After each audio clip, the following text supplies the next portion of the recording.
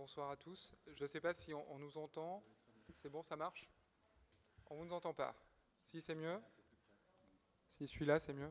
Parce que le micro était trop bas. Donc, chers Divonnais, chères Divonnaises, monsieur le maire et monsieur les membres du conseil municipal, je suis heureux de vous accueillir ce soir à l'Esplanade pour vous présenter le projet d'aménagement du quartier de la Gare. Avant de laisser la parole à Nicolas Michelin, l'architecte du projet, auquel la commune a confié le soin d'imaginer le projet, l'architecture et l'esprit de ce futur quartier, il me semble important de vous présenter les personnes qui sont autour de moi, même si je pense que vous les connaissez tous. Tout d'abord, il y a Étienne Blond, le député maire de la commune, Nicolas Michelin à sa droite, qui est architecte et responsable du bureau ANMA, et Carole Gabory, que certains d'entre vous ont déjà dû croiser, et qui est chargée de mission sur le projet de la gare au sein de la mairie. Cette soirée de présentation s'inscrit dans la large démarche de concertation mise en place depuis l'automne dernier sur le projet de la gare. Vous avez été plus de 117 à participer aux ateliers organisés dans le cadre de la présentation des grandes lignes du projet.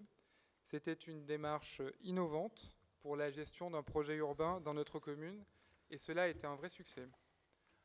Un atelier a également été fait avec le conseil municipal des jeunes qui lui aussi a été un succès. La synthèse des ateliers, publiée dans un document que vous avez dû recevoir et que je dois avoir ici, et a été distribuée à l'ensemble des Divonnais et nous a permis, à l'ensemble de la population, et a permis à la commission aménagement de travailler et de faire évoluer les grandes lignes du projet qui vous a été présenté en septembre dernier. Environ 80% des remarques ont pu être intégrées au scénario qui va vous être présenté ce soir. Les remarques concernent la qualité des espaces publics, la création des places, la préservation des espaces verts et bien d'autres éléments. Les grandes lignes du projet ont été confirmées par les résultats de l'atelier. Fort du succès de cette concertation et des engagements que nous avons pris, une large consultation populaire sera lancée du 15 juin au 30 juin prochain. Nous avons fait le choix d'une consultation référendaire qui s'organise autour d'une vingtaine de questions avec des thématiques diverses telles que la conservation du bâtiment de la gare, la création d'espaces publics et la définition de plusieurs équipements. Le choix de ce format, qui a fait l'objet de nombreuses discussions au sein du conseil municipal, nous semble être le plus adapté pour vous entendre et comprendre vos remarques. Fort des résultats de cette consultation référendaire, le conseil municipal validera en septembre prochain un scénario final. Pour participer à cette consultation, c'est très simple. Il vous suffira, dès lundi 15 juin, de vous connecter sur le site de la mairie, www.divonneslesbains.fr, ou de vous rendre à la mairie. À la mairie, une tablette et un agent sera à votre disposition pour vous aider à remplir le questionnaire. Afin que vous puissiez aisément répondre aux questions posées, la présentation de Nicolas Michelin, la présentation PowerPoint qui sera diffusée derrière nous ce soir, et la vidéo de cette soirée seront également disponibles sur le site de la mairie. Je vous invite à participer nombreux à cette consultation et à le faire savoir autour de vous afin que les Divonnaises et les Divonnais qui ne sont pas présents ce soir puissent participer à cette consultation référendaire. Les résultats de la consultation seront présentés au mois de septembre au conseil municipal. Ça sera une phase importante de la consultation. Mais je tiens à vous préciser que nous sommes aujourd'hui qu'à une étape du projet. Après le choix de l'aménageur, un appel d'offres sera lancé en septembre. Nous continuerons à vous communiquer très régulièrement les choix sur les différents projets de bâtiments et à vous informer des différentes phases du chantier de la gare. Notre ambition est importante sur ce projet. Il doit être à l'image de ce que représente Divonne. Une ville verte, une ville où l'on aime se retrouver pour boire un verre ou échanger, une ville où l'on peut déambuler dans les rues pour y faire des achats, une ville où l'on a plaisir à vivre, une ville vivante. Le quartier de la Gare doit être un concentré de Divonne. Le programme que nous avons prévu, la création de logements, de commerces, de parkings, d'équipements tels qu'un cinéma, doit en faire un quartier vivant et animé, qui vient se greffer au centre-ville existant et qui est déjà dynamique. Il ne s'agit pas de bétonner pour faire un quartier sans vie. Nous sommes très attachés à ce que ce quartier soit un quartier exemplaire en termes de vivre ensemble. Nous sommes aussi très attachés à proposer un aménagement de quartier modérément densifié, dont les hauteurs des bâtiments soient au maximum équivalentes à celles du Charlie's Pub. Un quartier dans lequel la voiture est peu présente. Je ne vais pas vous dévoiler le projet imaginé par Nicolas Michelin, je le ferai avec beaucoup moins de talent que lui, je vais donc lui laisser la parole. Je conclurai en vous précisant que le projet qui vous est présenté ce soir est un projet d'urbanisme. On détermine l'emplacement des routes, des parkings et des bâtiments. Nous ne parlons pas encore de couleur de façade ou des volets. Cela relève de l'architecture et des futurs permis de construire qui seront déposés. Nous redébattrons de ces éléments lorsque l'aménageur aura été désigné. Je laisse maintenant la parole à Nicolas Michelin pour sa présentation. Nous aurons un temps d'échange avec vous après la présentation. Je vous remercie de votre attention. Très bien, bravo.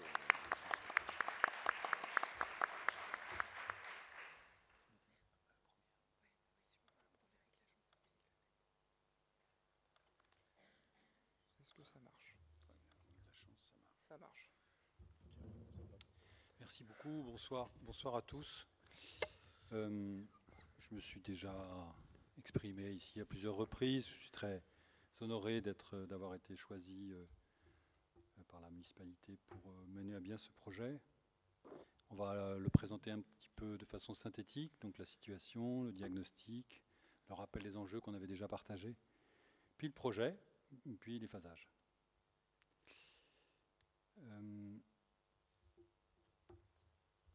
On ne peut pas réfléchir à un projet sans penser à la très grande dimension.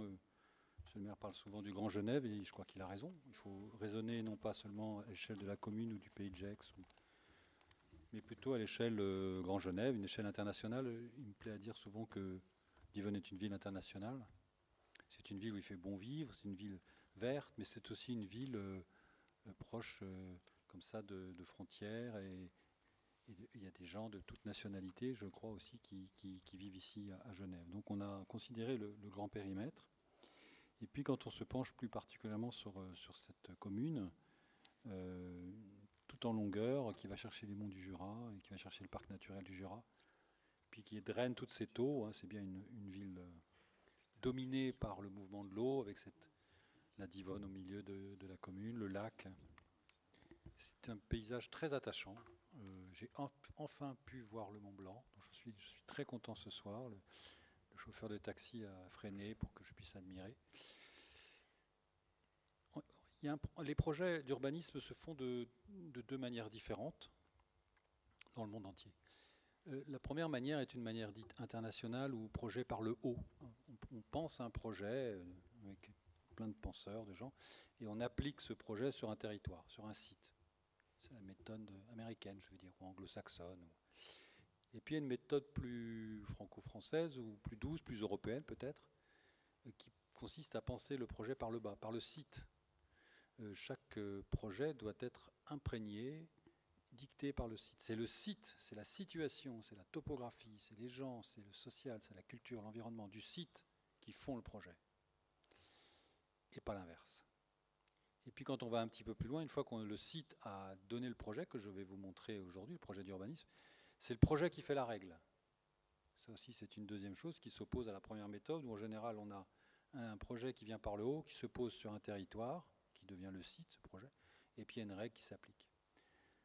Vous avez compris nous, dans notre agence ANMA, on travaille plutôt dans la deuxième façon de travailler, c'est-à-dire on essaie de comprendre le site, on essaie de discuter au maximum, on a fait des workshops ici, on a rencontré beaucoup de monde, pour essayer de s'imprégner de ce paysage assez particulier de Divonne.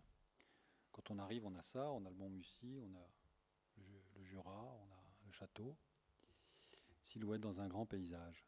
Donc les enjeux, je vais les définir assez rapidement parce que je voulais aller assez vite au projet. On avait parlé de réintroduire les parcours piétons grâce à un maillage de places publiques, de places citoyennes, rétablir un paysage d'eau bien que le quartier de la Gare soit une toute petite partie de ce grand territoire, c'est un des maillons charnières sensibles d'articulation entre l'ancien bourg et le nouveau bourg. On avait parlé aussi de mémoire, les voies ferrées, le corridor vert que représentent ces voies ferrées. Un corridor, c'est une continuité verte, elle a donné la place au vélo. Ensuite, on avait défini des problèmes de mobilité entre l'avenue de la Grande Champagne, l'avenue du Salève, l'avenue de Genève dans un sens, dans un autre. Donc on avait défini un certain nombre de priorités pour créer une voie nord-sud qui puisse desservir ce quartier. On a parlé du futur TCSP qui est attendu à cet endroit, avec plusieurs tracés possibles. Et puis ensuite, on avait dit tous ensemble, au moment des enjeux, de la remise de ce territoire, qu'il fallait créer une nouvelle polarité mixte. En fait, il y a le centre du bourg, il y a la polarité touristique, il y a la polarité culture et tourisme, le théâtre, il y a la polarité un peu sport-loisir, il y a la polarité commerçante, il y a la polarité de service. Et puis il y a les hameaux qui représentent des micro-polarités. Et puis vous voyez, le quartier de la Gare n'est pas... Tout le monde est un peu au centre, mais est quand même un peu en charnière, en centre stratégique par rapport au niveau d'Yvonne. Donc ce sera une polarité mixte, comme l'a dit tout à l'heure Vincent Scatolin. Donc les enjeux qu'on avait définis, je vais les définir rapidement. On avait parlé, d'une voie douce, sur les anciennes traces des voies ferrées. Ensuite, on avait parlé d'une place publique, qu'on voulait peut-être sur l'avenue de Genève, peut-être une autre derrière, la question de la place publique. On avait parlé de la préservation du parc et de l'agrandissement du parc, de lui donner une valeur d'usage plus forte encore. Ce parc est un élément extrêmement important du projet. On avait parlé aussi de la liaison avec la petite place culturelle au cœur du quartier, entre la polarité commerçante et la polarité culturelle. On avait parlé d'un grand parking d'accueil. Les commerçants qu'on avait rencontrés avaient beaucoup insisté sur le côté, non pas le parking de 4 niveaux enterrés, où on ne peut pas en sortir avec des sas coupe-feu, des portes, mais un parking agréable. Alors on ne peut pas le faire au niveau aérien, vous comprendriez, sinon ça serait qu'un parking, ce projet. Donc peut-être un niveau -1, c'est-à-dire on ne descend pas beaucoup et puis on a la lumière naturelle.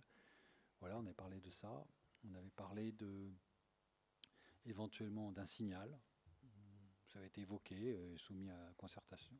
Et puis nous avions beaucoup insisté, nous, sur ce que j'appelle le sur-mesure. Une architecture de d'Yvonne qui ne soit pas forcément celle de Genève ou celle de Lyon ou celle de Perpignan. Et là, vous avez compris que le style dit international, le style générique, on pose des maisons qui sont les appartements, des immeubles qui sont hélas toujours un peu les mêmes. C'est le défaut, le travers de nos amis promoteurs qui, une fois qu'ils ont un produit, comme ils disent, ont tendance à le dupliquer. Et donc l'idée, c'est d'inventer, de réinventer l'architecture à toiture, mais de façon contemporaine, de ne pas faire du pastiche, mais de faire de l'architecture contemporaine qui s'inspire de cette architecture, donc une architecture sur mesure, et c'est une chose très importante. Et puis on avait parlé de préserver les ouvertures sur le Jura, sur le Mussy, et aussi sur le château. À partir de la place des 4 vents, à partir de longs processus d'analyse sur site, on a fait pas mal de terrain, on est monté, on est descendu, on est du Jura, on a rencontré les gens, on définit un plan guide, un plan d'urbanisme. Moi j'aime bien l'appeler guide parce qu'il ne fiche pas tout, il va nous guider pendant les années qui vont arriver, avec l'aménageur qui va être désigné, puis avec les promoteurs qui vont avec leurs architectes. Il va nous aider à guider petit à petit l'élaboration de ce projet à partir d'un certain nombre d'invariants. Un plan guide, ça ne définit pas tout, mais ça définit un certain nombre de choses dans lesquelles on n'a pas envie d'y déroger. Par contre, ça ne fixe pas l'architecture au centimètre carré près, ça définit donc ces invariants. Donc à partir de ce territoire que l'on peut zoomer, il y a des bâtiments disparates sur le site actuellement, on va dire comme ça. Il y a un petit bâtiment, moi j'appelle la banane, que j'aime pas beaucoup personnellement. Je trouve qu'il est un petit peu le seul élément qui me gêne un peu dans ce qu'il y a autour immédiatement, mais sinon l'avenue de Genève se tient, des immeubles assez beaux sur l'angle avec avec l'avenue de la Gare. À partir donc de ces données, on le voyait ici, le plan existant. Donc ça, c'est la photo aérienne. On a redessiné les arbres et les masses vertes, etc., les bâtis. Eh bien, on définit ce plan guide à partir d'un certain nombre d'idées. La première idée invariante qu'on va essayer de tenir jusqu'au bout, c'est de donner la place aux piétons au maximum, donc de minimiser la voiture, mais quand même faire entrer la voiture, parce que sinon on ne peut pas rentrer chez soi. Donc la rue de la Cité, petite rue, devient la rue, pas nord-sud, mais transversale, et puis une voie nouvelle sera créée à partir de la rue Voltaire jusqu'à la rue de Grande Champagne, de façon à créer un deuxième axe perpendiculaire. C'est des axes de voitures de desserte. Il ne s'agit pas de faire des 4 voies, il s'agit de faire des voies, voitures, pour que les gens puissent rentrer chez eux en voiture. Du coup, vous voyez bien que la voie qui séparait les deux parcs entre eux n'a plus d'utilité. Du coup, on peut réunir les deux parcs. Ça, c'est une bonne chose. Donc, on relie les deux parcs publics existants en supprimant la voie et pour étendre les aménités, tout ce qui est offert aux enfants, les jeux d'enfants, et faire un grand parc très important sur lequel on ne construira pas, et qui est là un peu un poumon intérieur pour tous les riverains du quartier et plus largement pour les gens de Divonne. Deuxième invariant, 2 voies, un parc. Troisième idée, les anciennes voies ferrées vont devenir un parcours piéton. Pas de voiture, sauf peut-être l'ambulance ou les pompiers. Mais en tout cas, l'avenue de la Gare, on y supprimera les trottoirs, ça deviendra un plateau piétonnier, c'est-à-dire un endroit où les vélos, les piétons sont prioritaires, sont la bienvenue, c'est leur espace. C'est cet espace piéton principal qui poursuit la rue Antonios, Marcel Antonios. C'est cet espace qui va donner le cœur vivant du quartier et qui va desservir les commerces. Donc ça, c'est le troisième invariant qu'on s'est fixé ensemble. Ensuite, à partir de cette matrice, de cette trame, on définit des îlots, c'est-à-dire des immeubles qui forment un îlot et qui sont séparés par des petites voies secondaires qui sont à priorité piétonne, ou peut-être les voitures peuvent tourner pour entrer dans un parking, pour rentrer chez eux, mais en tout cas ce sont des voies qui sont support de l'animation, des entrées, des sorties de tous ces îlots. Alors, la trame piétonne, si on y revient un petit peu, elle est assez conséquente. Quand vous avez sur l'image du dessus, vous avez la grande rue, et à la même échelle, en dessous, vous avez la future avenue de la Gare devenue voie piétonne. Vous avez donc la rue piétonne de la grande rue, qui n'est pas vraiment piétonne, mais enfin la rue où il y a le marché, où tout le monde est là. Et puis exactement à la même échelle, la nouvelle voie qu'on est en train de mettre en place. Vous voyez que ça double pratiquement, un peu moins, mais ça double pratiquement. C'est comme si on crée une nouvelle grande rue. C'est un enjeu assez intéressant. Et comme on s'appuie sur l'existence sur les voies ferrées, cette grande rue, cette nouvelle grande rue, elle a aussi un virage. Ce qui est quand même beaucoup plus agréable. Une rue qui tourne, c'est toujours plus agréable qu'une rue toute droite. Enfin, c'est mon sentiment. C'est-à-dire la grande rue, elle est belle aussi parce qu'elle a ce mouvement un peu en arc, comme ça. Et ben, notre rue à nous, elle aura aussi ce mouvement en arc. Au bout, elle va se plier pour aller chercher la promenade de la gare.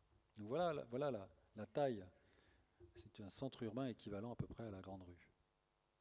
Alors, les îlots bâtis sont complètement dessinés en fonction du site, en fonction des tailles. Il n'y a pas 2 îlots pareils, donc ils seront tous complètement différents dans leur constructibilité.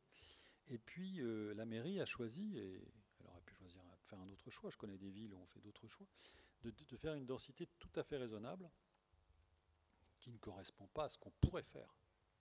Avec la loi Allure, maintenant, avec les nouvelles réglementations urbaines, il n'y a plus de COS, donc on applique des hauteurs, et puis on peut, excusez-moi le mot, dans certaines villes, on tartine, on fait des mètres carrés pour être rentable. Ici, ce n'est pas du tout le sujet.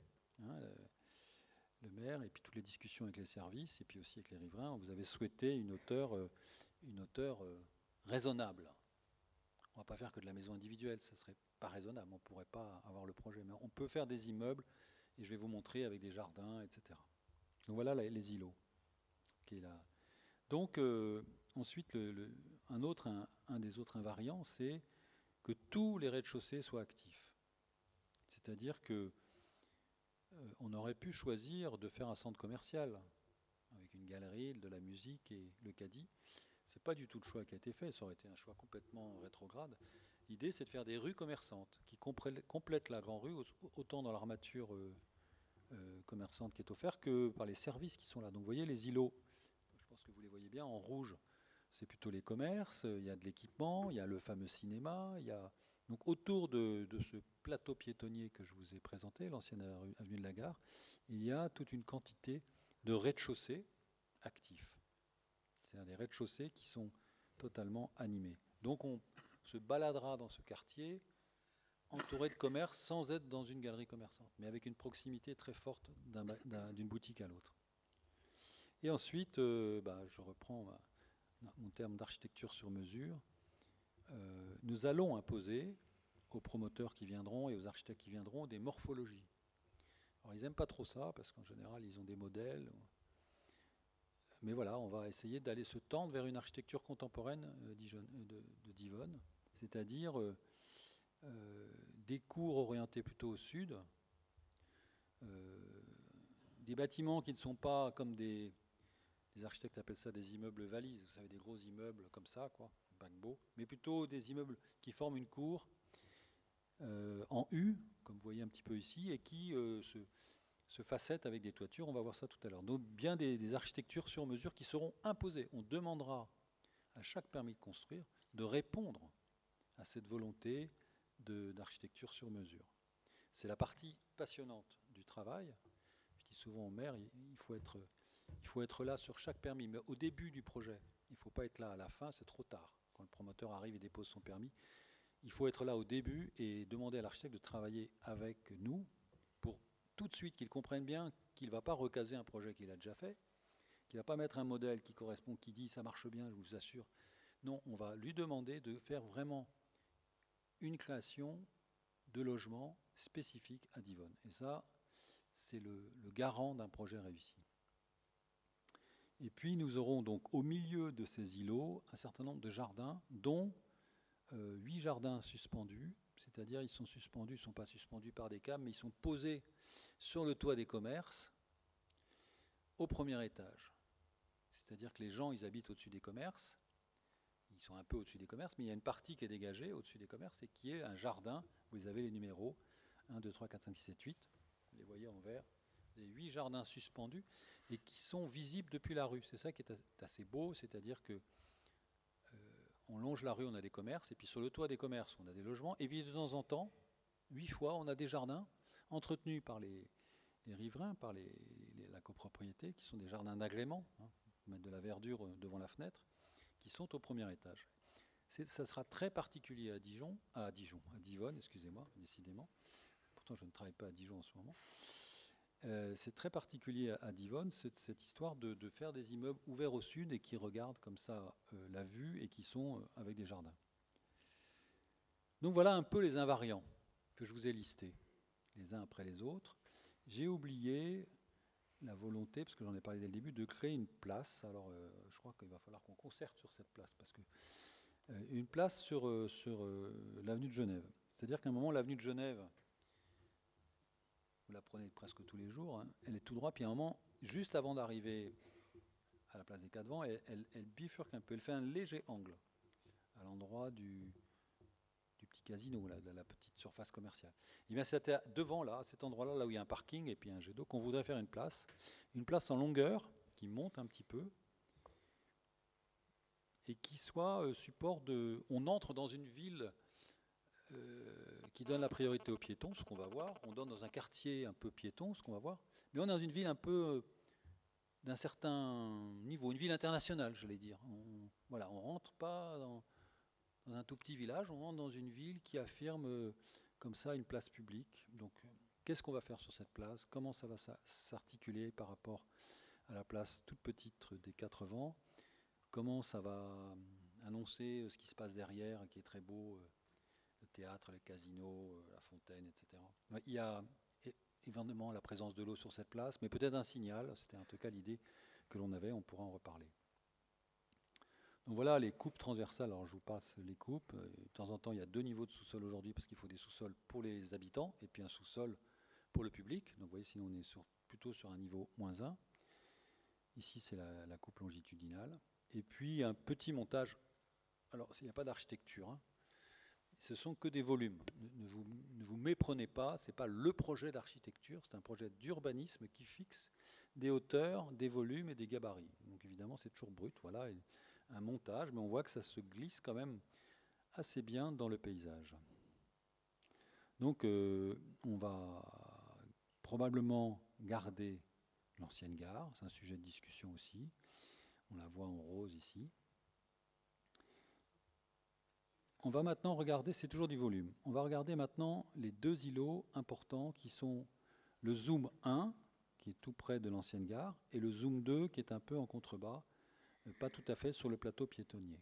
Alors le zoom 1, il est donc bien sur l'avenue de la Gare, sur la partie jaune. C'est un îlot qui est fait de logements à grands pans de toit, que vous voyez au fond, et puis des logements plus bas, qui sont sur les commerces, et puis mes fameux jardins suspendus, si vous voulez bien, on va les regarder ensemble. On pourrait faire du R+4, voilà ce qu'on pourrait faire, un gros volume, mais ce n'est pas ce qu'on va faire. On va le creuser pour créer ces jardins suspendus, pour les orienter au sud, pour favoriser l'ensoleillement des logements et avoir des orientations aussi est-ouest. Puis on va mettre des toits, parce que le toit est une forme de... Le toit moderne, le toit contemporain est une forme extrêmement intéressante, et puis pour la pluie, pour la neige, pour l'habitabilité sous le toit. C'est quelque chose de plus intéressant qu'une toiture terrasse. Et puis, on s'inspire aussi des grands toits qu'on trouve dans la ville aujourd'hui. On a pas mal tourné, des bâtiments assez épais, avec plusieurs fenêtres plus ou moins grandes, des bâtiments qui ont des auvents, qui associent des matériaux bois à des matériaux d'enduit ou de pierre. Tout ça, on n'en est pas encore là, mais dans le cahier des charges qui sera demandé, qui sera proposé à l'aménageur, imposé, on imposera ce genre pas d'architecture, mais s'inspirant de ça pour faire du contemporain. Donc vous voyez qu'une fois qu'on a creusé cet îlot, eh bien on a des jardins suspendus, dit le jardin commun, qui est sur la rue de la Cité, qui sera la fameuse rue Voiture. Puis derrière, on a le plateau piétonnier. On a des possibilités d'habiter dans le toit avec des terrasses. On a la possibilité de faire du capteur solaire. On a une petite terrasse privée en partie haute. Bref, on a quelque chose qui prend forme et qui va dessiner petit à petit ces îlots d'habitation. 2 exemples de jardins suspendus totalement différents, qui sont eux bordelais, c'est-à-dire avec des enduits blancs, des loggias et des ouvertures sur le grand large. Mais là, c'est beaucoup plus compliqué parce qu'il y a une crèche, il y a un gymnase, il y a une médiathèque en dessous et les gens sont sur ces espaces.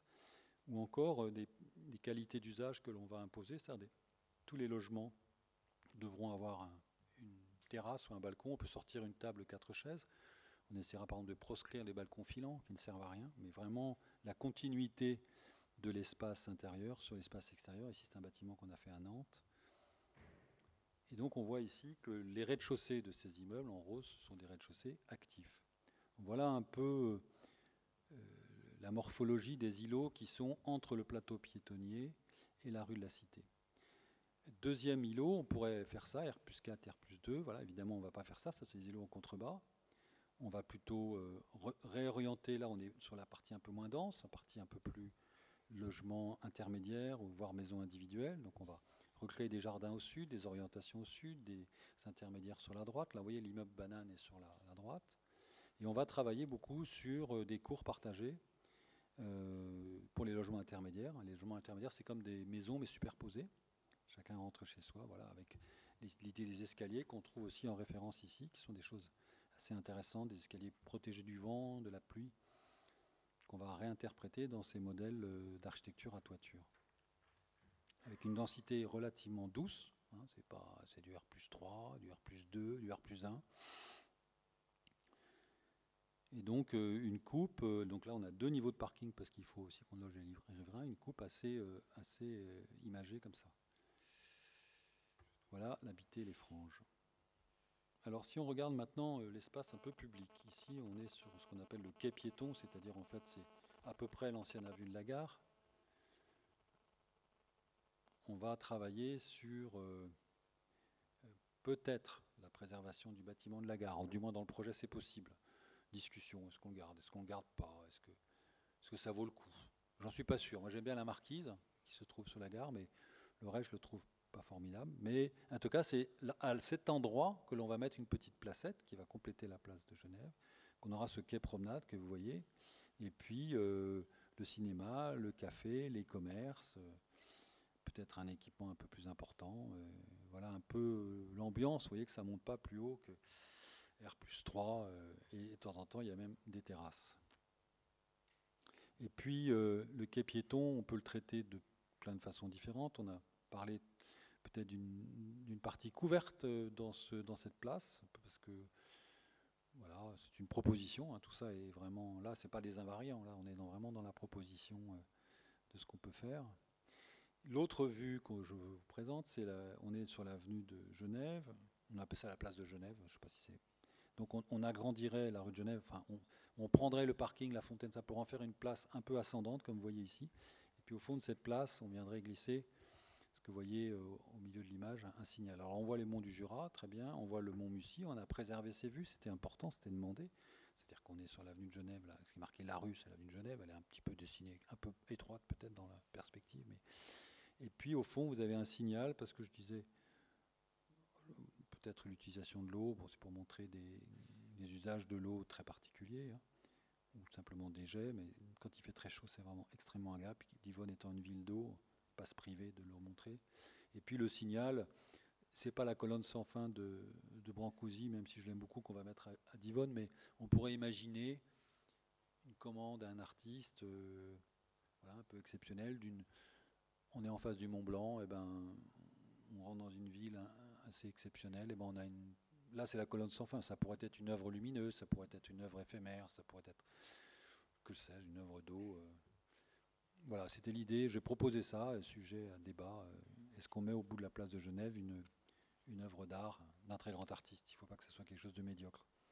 Et puis là, on est sur Habiter le parc. On va avoir des logements qu'on va souhaiter un peu avec des jardins d'hiver, avec des possibilités de prolonger l'habitabilité. Vous avez un peu le profil de comment ça se dessine. Alors, il n'y a pas d'architecture, donc le perspectiviste, il a fait des carrés pour les fenêtres et des toits, mais tout ça va être évidemment travaillé, traité avec des matériaux spécifiques. Alors, comment tout ça va se passer?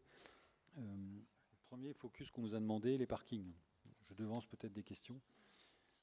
On aurait 2 parkings publics, un de 478 places en tranche 1 et un 472 places en tranche 2. Donc vous voyez où il se situe, juste sur l'avenue de Genève, où on accéderait tout de suite au parking. Donc des parkings qui auraient ensuite un niveau privé. Ou alors on aurait une solution que je trouve assez élégante, que du -1 pour tout le monde, enfin pour tout le public, directement sous tous les îlots. Une hypothèse 2 qui semble-t-il un petit peu plus compliquée à mettre en œuvre parce que chaque promoteur doit faire un bout de ce parking. Donc c'est faisable, on le fait en ce moment en France. Mais c'est assez beau parce qu'on se gare, on est au -1, et puis quand on vient à Divonne, on peut avoir de la lumière dans ce parking, on peut avoir des patios même, vous voyez, qui donneraient, et puis on sort et hop, on est là. Donc ça c'est la deuxième hypothèse, avec les ingénieurs, on travaille sur les 2 hypothèses. Je ne sais pas si on parle du phasage. Bon, la phase 1, ça correspond à ça. La réalisation du parc, la réalisation du début de la voie transversale et de la voie de la cité, et puis un certain nombre d'îlots que vous voyez là, ce qu'on appelle le A, le C, le D, le G, le F, le H et le L, qui vont lancer vraiment l'opération. On aura déjà le quai promenade en orange, là, la promenade verte au bout, et les premiers îlots qui vont être réalisés. On n'a pas de difficulté pour réaliser cette phase 1. Il y aura la place de Genève à faire. Et puis la phase 2, ou la phase 1 bis, excusez-moi, qui consisterait à venir travailler sur les franges du parc, non pas sur le parc, mais sur la frange, pour compléter un peu l'habitabilité et le projet urbain. Et puis une phase 2 qui vient construire de l'autre côté de la rue de la Cité, et qui vient finir, et un peu plus problématique pour l'instant sur le foncier, qui vient finir la circulation voiture jusqu'à l'avenue de la Grande Champagne. Et puis enfin la phase 3 qui termine le projet sur la partie sud du terrain. Voilà. Voilà où nous en sommes. J'ai travaillé avec Jean-Rémy Doss, qui est venu, peut-être que certains d'entre vous ont rencontré, qui a été un peu le chef de projet sur l'opération, puis des gens qu'on n'est pas forcément vus de l'agence qui ont beaucoup travaillé sur ce projet. Je pense qu'effectivement, on est à une deuxième phase de concertation, une troisième phase, je ne sais pas comment on dit, Vincent, mais en tout cas, il y a encore beaucoup de choses qui sont à discuter, notamment sur l'espace public, sur l'usage de l'espace public, sur des programmations, des petits équipements publics, sur le parc, sur la place. Il y a beaucoup de sujets. Et puis, il y a ces invariants qui sont fixés, qui ont été maintenant un petit peu ancrés, et qui donnent ce plan-là que vous avez sous les yeux. Mais encore une fois, c'est un plan guide. Ça n'est pas un plan définitif. Merci beaucoup.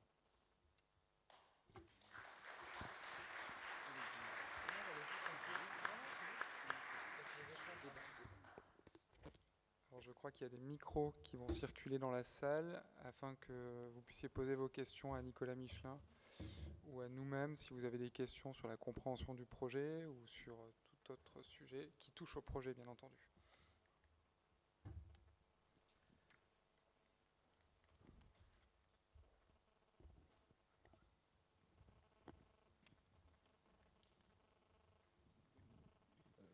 Bonsoir. Dans le projet, il y aurait combien de logements? Alors aujourd'hui, on est sur un potentiel de 35 000 m² de surface pour du logement. Alors 35 000 m², ça veut tout et rien dire, parce que tout dépend de la taille du logement. Si on regarde les chiffres, les repères qu'on a, par exemple sur l'aménagement de la place Pertan, les immeubles qui ont été créés dernièrement, on a une moyenne de logements proche de 100 m². Donc ça veut dire qu'on serait à 350 m². Sur d'autres secteurs, on est sur des surfaces de logements beaucoup plus... 350 logements, pardon. Sur d'autres secteurs, on est sur des logements plus petits, donc on serait aux alentours de 400-450 logements. Aujourd'hui, on est dans cette fourchette-là si on doit transcrire les 35 000 m² de surface pour du logement en logement. Après, c'est un programme où on va avoir, par exemple, une résidence pour personnes âgées, donc les besoins en termes de mètres carrés ne sont pas aussi importants que pour un logement. Et en fait, c'est le programme sur la partie logement qui va évoluer au cours du projet, une fois que la concession d'aménagement aura été donnée, qui permettra de fixer avec précision le nombre de logements. Aujourd'hui, ce qu'on peut vous garantir, c'est que ça sera 35 000 m² de surface logement, et on est à peu près dans l'épure que je vous ai donné, entre 350 et 450, si on prend les points de comparaison que je vous ai donnés. Est-ce qu'il y a une autre question?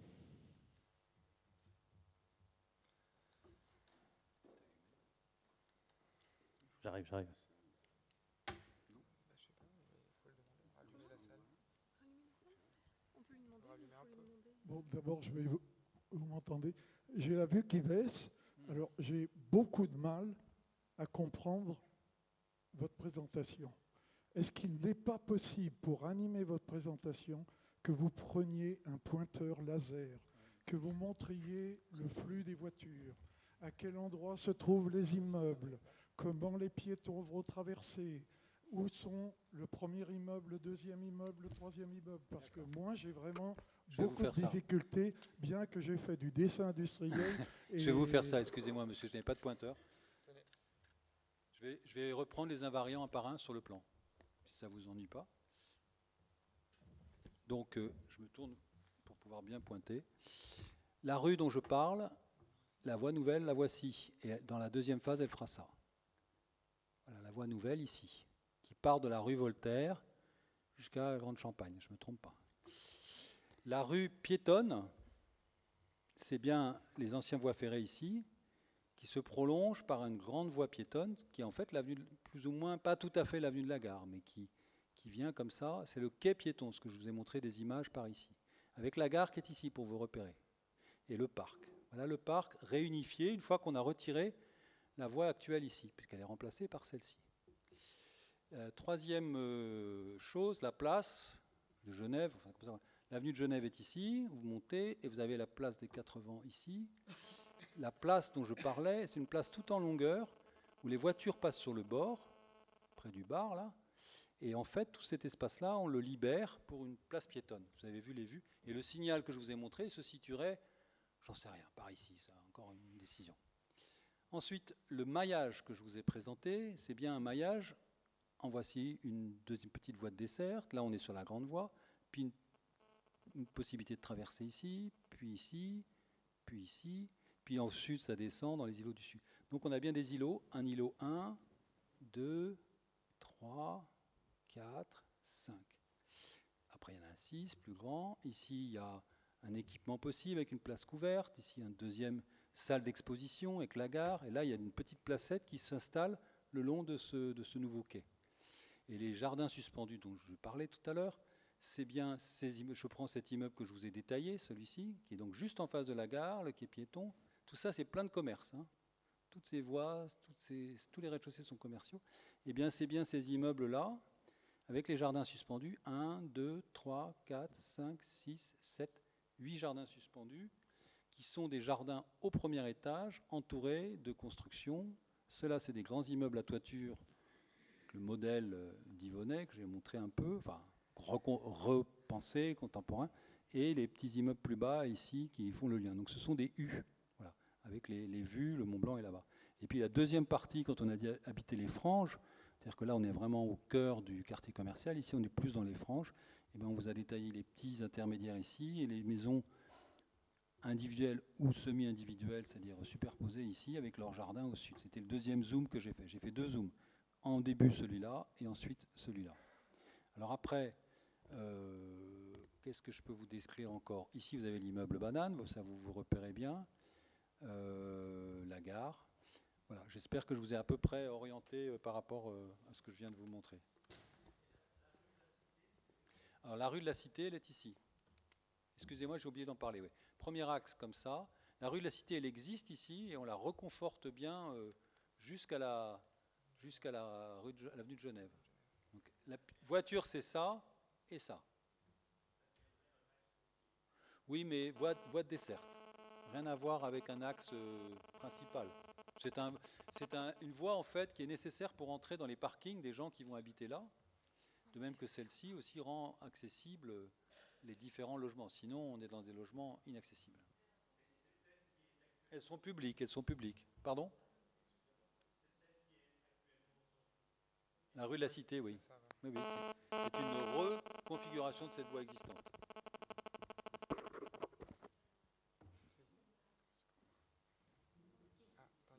Le cinéma, vous pensez le mettre où? Alors, peut-être qu'on peut revenir. Tac. Tu veux revenir en arrière ? Je prends. Le problème, c'est qu'il est un peu long. Mais on peut le montrer. Tu veux le montrer ? Le cinéma sera situé au rez-de-chaussée de ce bâtiment. Ah, au micro. Pardon. Donc le cinéma sera situé au rez-de-chaussée d'un de ces bâtiments, soit celui-là, soit celui-là. Il sera accessible du coup depuis le quai piéton.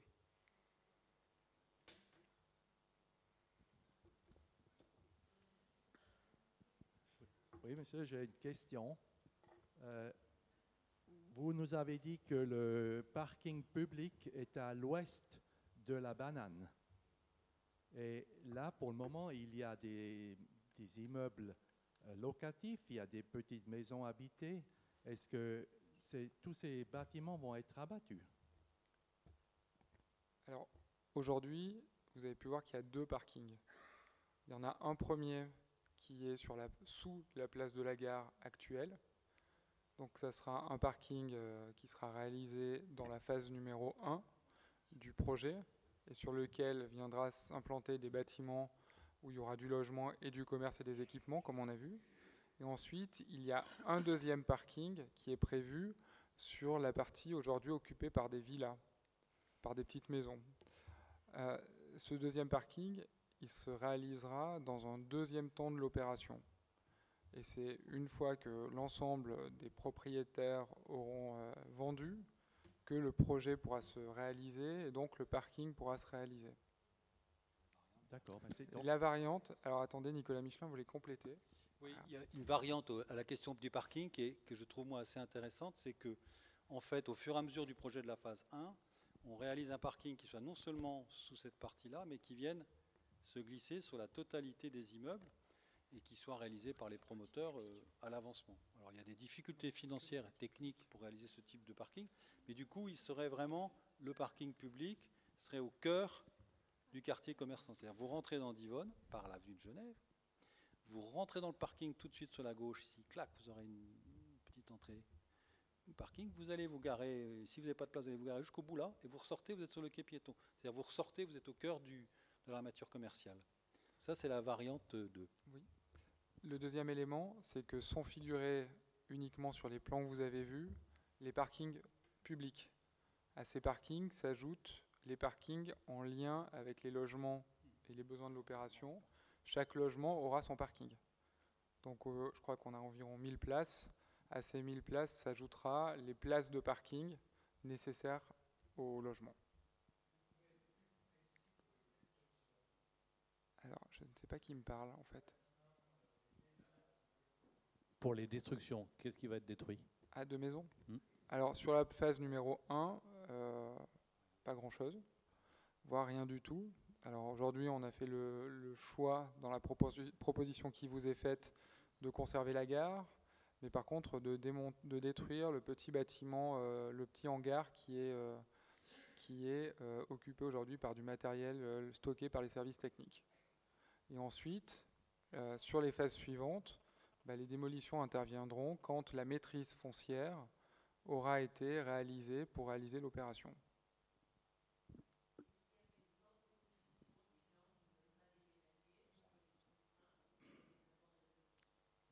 Aujourd'hui, on n'est pas dans un périmètre de zone d'aménagement concerté avec de l'utilité publique. Aujourd'hui, je le redis, on n'a pas fait le choix de l'expropriation et on ne le fera pas sur ce périmètre. Donc il y a une phase 1 de l'opération qui peut démarrer de manière indépendante et autonome, parce que la commune est propriétaire. Elle a fait l'acquisition des terrains à Réseau Ferré de France il y a quelques années, ce qui lui permet d'aménager la phase 1 du projet. Et ensuite, les autres phases du projet, la deuxième phase du projet et la troisième, se feront au gré des opportunités foncières. Donc si des propriétaires vendent leur terrain, soit la commune se portera acquéreur, soit elle trouvera du portage, par le biais de l'établissement public foncier de l'Ain notamment. Je ne vais peut-être pas rentrer dans les éléments techniques. Soit si ça ne bouge pas, la deuxième phase, elle s'échelonnera dans le temps ou elle se réalisera d'ici 5-10 ans. Ce soir, ce qu'on vous présente, c'est un projet d'urbanisme. Les projets d'urbanisme, ça met 5-10 ans à se réaliser.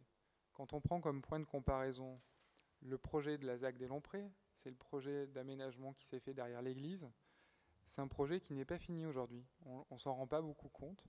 Mais il reste une maison sur le périmètre quand on est le long de l'avenue de Lausanne. Et cette maison, elle fait partie de la ZAC. Et en fait, à la place de cette maison, il est prévu qu'il y ait un immeuble. Les propriétaires de cette maison aujourd'hui veulent rester dans leur maison, ils ne souhaitent pas la vendre, donc l'immeuble ne se fait pas. Et en fait, le quartier vit très bien, même si l'opération n'est pas finie. Et sur la gare, on sera exactement dans le même cas. Et une autre question. Merci, bonsoir. Qu'est-ce que ça va coûter tout ça et quel est le programme de financement? Alors, sur le programme de financement, donc la commune va faire, déjà, il y a un choix important qu'il faut qu'on détaille, c'est le choix de faire appel à un aménageur à travers une concession d'aménagement. Vous allez me dire, qu'est-ce que c'est un aménageur? En fait, c'est une société qui va réaliser pour le compte de la collectivité l'aménagement des travaux de place, l'aménagement des parcs, la réalisation sûrement de certains parkings, et qui vendra en fait les espaces avec les droits à bâtir pour la réalisation de commerces et de logements. Donc en fait, la commune va financer une partie, voire totalement la totalité, des travaux liés à l'aménagement de l'espace public, à la réalisation des places, à la réalisation du parc, le financement des équipements publics. On a prévu une crèche qui pourra être construite par un promoteur en pied d'immeuble et pourra être exploitée par soit un gestionnaire public, soit un gestionnaire privé. Donc le financement se fait à travers la vente des terrains. C'est-à-dire que les droits à bâtir valent une certaine somme et de cette somme est déduite les équipements. Pour être très très précis, la commune va vendre les terrains à l'aménageur. Et l'aménageur, il a deux manières de payer la commune. Ou bien il paye en espèces, ou bien il paye en équipement. C'est toute la question qui se pose aujourd'hui. On dit, mais vous allez faire un cinéma, ça va coûter terriblement cher à la commune. Vous allez faire des parkings, une place de parking souterrain, c'est 20 000 euros. La mécanique, elle est celle-là. Nous avons, au fil du temps, nous sommes assurés de la maîtrise foncière.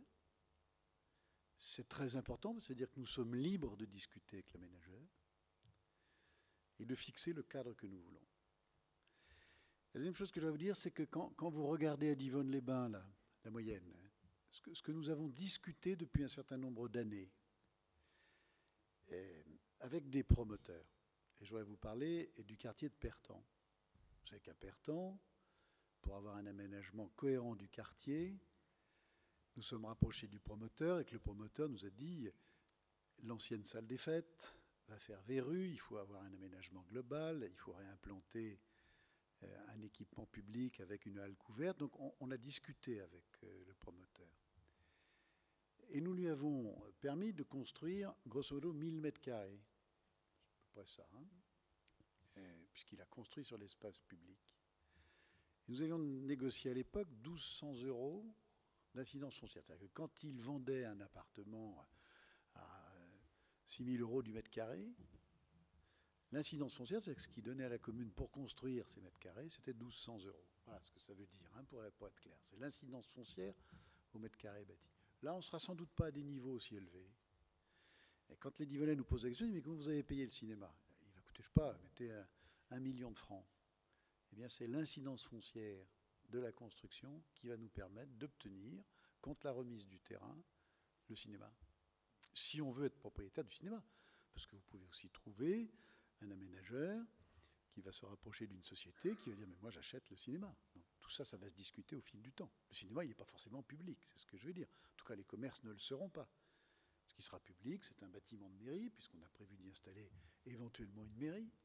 C'est une salle d'exposition, quoique sur la salle d'exposition. Actuellement, nous envisageons de discuter avec des fondations qui s'intéressent à un centre culturel, donc ça ne sera peut-être pas exclusivement à la charge de la commune. En revanche, les parkings publics, c'est nous qui allons les payer, sauf si vous vous mettez d'accord avec une société et que la société prend les parkings publics et dit, moi je les rentabiliserai en les faisant payants, ce qui n'est pas notre choix pour l'instant.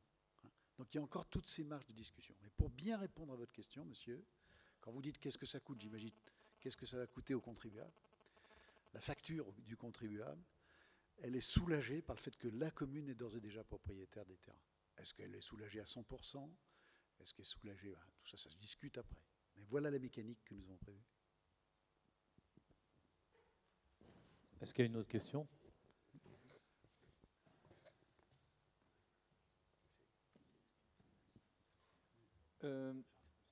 Dans quelle mesure vous pouvez modifier le projet suite aux modifications qui auront lieu sur les quotas de travailleurs transfrontaliers, puisqu'il y a eu une votation par nos amis suisses le 9 février de l'an dernier, et ça risque d'impacter considérablement la demande de logement sur Divonne.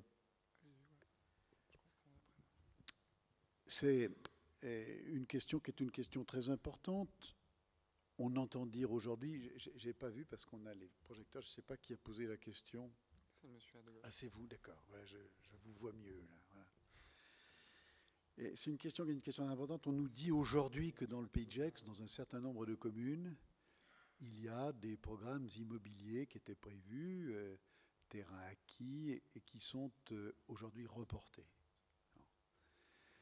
Et moi, je voudrais dire d'abord que cette situation-là, elle m'a toujours inquiété, parce que le marché immobilier dans notre région, il n'a pas toujours été florissant.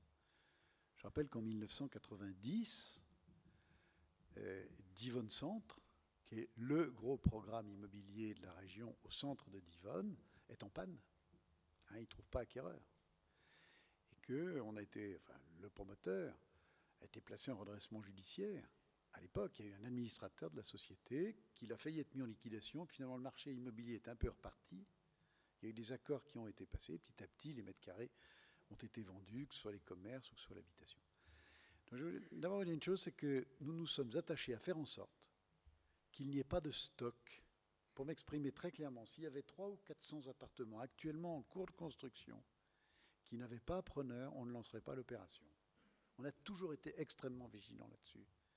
Souvent on nous dit, mais pourquoi vous n'avez pas fait plus tôt le quartier de la gare? Pour cette raison, c'est que nous avons pensé qu'il fallait faire d'abord le quartier derrière l'église, l'ancienne Syrie Martin, et faire les opérations les unes après les autres. Mais pas en lancer. Non. Puis la deuxième chose que je voudrais vous dire, c'est que nous allons nous attacher à réduire ce risque en phasant dans le temps. Je crois que c'est vous, monsieur, qui avez posé la question sur le nombre d'appartements. Grosso modo, 350, 400. Allez, on va dire 400. Nous faisons l'opération sur 10 ans. Ça durera ce temps-là. C'est grosso modo 40 appartements par an. C'est la raison pour laquelle on sera extrêmement vigilant là-dessus aussi. Ne pas lancer d'un seul coup 200, 250, 300 appartements. Je suis frappé de voir, je ne porte pas de jugement, mais que dans le Pays de Gex, dans le centre de commune, on donne des permis pour 600 logements. Et quand je regarde le phasage dans le temps, c'est parfois sur moins de 4 ans. Sur cette opération-là, il y a un phasage sur une dizaine d'années. Voilà. Puis troisième question, c'est beaucoup plus politique. La Suisse a voté. Mais la Suisse, elle a voté sans remettre en cause les traités internationaux qui la lient à l'Europe. Et je rappelle que le principe fondamental de l'Europe, c'est le traité de Rome, c'est la libre circulation, mais c'est aussi le libre établissement et la libre installation des personnes comme des activités économiques.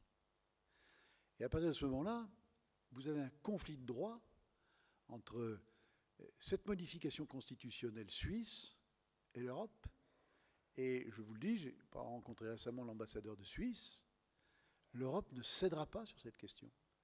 C'est-à-dire que l'Europe ne va pas, sous prétexte d'une remise en cause par la Suisse du libre établissement, remettre en cause ce principe fondateur du traité de Rome, qu'est le libre établissement, la libre installation des activités économiques comme des personnes. Et aujourd'hui, je ne sais pas comment les Suisses vont s'en sortir, c'est un peu compliqué puisque c'est un référendum constitutionnel. Et chez eux, le souverain, c'est le souverain, il a raison, contre le traité européen. Mais aujourd'hui, l'Europe réagit à cela.